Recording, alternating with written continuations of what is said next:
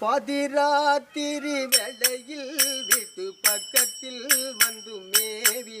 பஞ்சபாதகன் ஒரு பாவி சிறு பாவையை மெல்ல கூவி கையை பற்றி கூட்டி கொண்டேகினான் பதை பதைக்குதே எந்த நாவி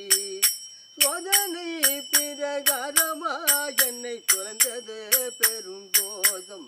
எவர் சூதினால் வந்து மோசம் இனி துளையுமோ பிள்ளை பாசம் ஐயோ பாதம் பார்த்து சுமந்து பெற்றவள் வருதான் எறியாதோ